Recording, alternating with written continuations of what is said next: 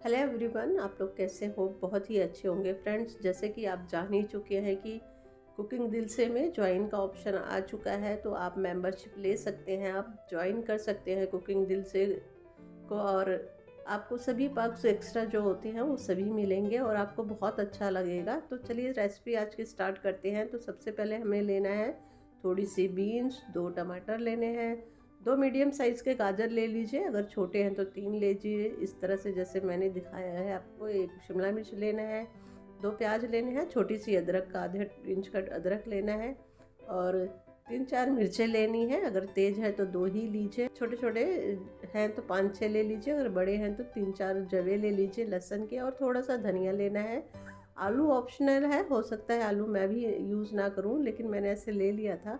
तो चलिए पैन में तेल डाल लेते हैं और इसे अच्छे से गरम करते हैं। जब तेल अच्छे से गरम हो जाएगा तो अब आपको इसमें डाल देना है लहसुन बारीक कटा हुआ, और इसके साथ ही हम डाल देंगे बारीक कटा हुआ अदरक, और दोनों को बहुत अच्छे से हमें पका लेना है। इसका कच्चापन नहीं रहना चाहिए, अच्छे से पक जाना चाहिए। जो अदरक का टेस्ट कच्चा कच्चा आता है वो अच्छा नहीं लगता है, तो अच्छे से हमें ब्राउन कर लेना है। फिर इसके अंदर हमें डालना है बारीक कटे हुए प्याज, जो हमने 2 प्याज लिए हैं। तो इसको प्याज डाल देते हैं और 4 से 5 मिनट लगेंगे इस प्याज को हमें अच्छे से ब्राउन कर लेना है।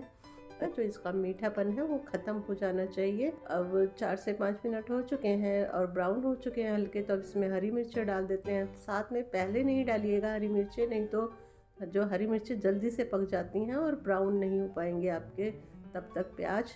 तो अब क्या करना है, अब आपको डाल देने हैं अब मटर, और साथ में बीन्स और थोड़ी सी शिमला मिर्च बरी कटी हुई डाल देना है। और गाजर कद्दूकस करके लिए हैं, आप उसे कद्दूकस कर लीजिएगा। अगर आप चाहें तो उसे बारीक भी काट सकते हैं, लेकिन कद्दूकस से एकदम बारीक हो जाएगा तो इससे बहुत अच्छा आएगा। और उसे 1 से 2 मिनट तक आपको अच्छे से चला के अच्छे से पका लेना है। इसका जो मॉइस्चर निकलेगा उससे ये बहुत सॉफ्ट हो जाएंगे। अब इसमें डाल देना है नमक। नमक पहले नहीं डालिएगा, नहीं तो बहुत सारा पानी रिलीज हो जाएगा। जब 1 से 2 मिनट पका लें तब आपको नमक डालना है। फिर इसे भी अच्छे से मिक्स कर देना है। इसको मिक्स करने के बाद थोड़ा सा हम ढक के 2 से 3 मिनट पकाएंगे तो सब्जियां जो हैं हमारी बहुत अच्छे से पक जाएंगी। तो देखिए 2 से 3 मिनट बाद सब्जियां एकदम अच्छे से पक गई हैं और कलर भी चेंज हो गया है और थोड़ी सी सॉफ्ट हो गई हैं। तब इसमें बारीक कटा हुआ टमाटर डाल देंगे, तो इसे भी 1 से 2 मिनट पका लेंगे। तो जब ये अच्छे से सॉफ्ट हो जाएंगे तो जो टमाटर क्या करेगा, जो गाजर का मीठापन होता है उसको एकदम मेंटेन कर देगा, ज़्यादा मीठा मीठापन नहीं लगेगा। या इसकी जगह अगर टमाटर नहीं डालना चाहते हैं तो थोड़ा सा आमचूर पाउडर या नींबू का भी यूज़ कर सकते हैं। तो 2 से 3 मिनट पकाने के बाद जो है टमाटर हमारे अच्छे से गल गए हैं। देखिए बिल्कुल बढ़िया से गल गए हैं और सब्ज़ी भी हमारी अच्छे से ये पक चुकी है। तो ये देखिए टमाटर जब अच्छे से पक जाए तो अब आपको इसके अंदर थोड़े थोड़े से मसाले डाल देने हैं, बहुत ज़्यादा नहीं डालने हैं। 1/4 चम्मच आपको हल्दी डालनी है और आधी छोटी चम्मच थोड़ा सा हम इसमें गरम मसाला डाल देंगे, और आधी छोटी चम्मच इसमें डालना है आपको जीरा पाउडर। आधी से भी थोड़ा सा कम ही डालिएगा, और बिल्कुल थोड़ी सी आपको काली मिर्च पाउडर डालनी है, क्योंकि हमने गरम मसाला यूज़ किया है इसलिए ज़्यादा काली मिर्च पाउडर नहीं डालेंगे। तो इसका जो एक थोड़ा सा तीखापन है बहुत ही अच्छा आएगा, और जो गाजर का मीठापन होता है उसको वो थोड़ा सा कम कर देगा। और साथ में इसका टेस्ट और बढ़ाने के लिए 1 चम्मच आपको बटर या देसी घी डाल दीजिए, इससे जो है टेस्ट बहुत ही अच्छा हो जाएगा और ये सब्ज़ी बहुत ही अच्छी लगती है। और अच्छे से जब मिक्स हो जाए तो अब इसके अंदर थोड़ा सा धनिया डाल दीजिए, हरा धनिया काट के बारीक कटा हुआ, इससे इसका जो टेस्ट है और भी बढ़ जाएगा। बहुत ही टेस्टी बनती है ये सब्ज़ी, बहुत ही अमेजिंग लगी थी ये सब्ज़ी, और एकदम मज़ेदार सी, एकदम भी मीठापन नहीं था सब्ज़ी में, और हेल्दी भी है ये सब्ज़ी, बहुत ही ज़्यादा हेल्दी है। मैंने तो इसे सब्ज़ी को पराठों के साथ, रोटी के साथ भी यूज़ किया था, बहुत ही अच्छी लगी थी। और साथ में जब मिक्सचर बचा था तो मैंने उसका पराठा भी ट्राई किया था।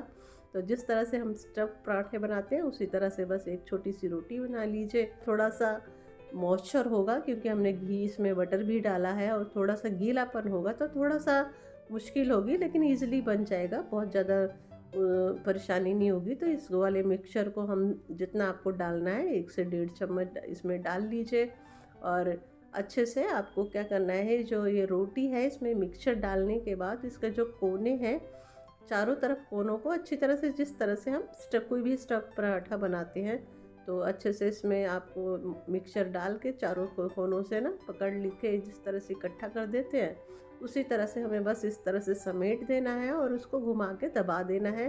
अगर आप चाहें तो ये एक्स्ट्रा आटे को आप निकाल भी सकते हैं।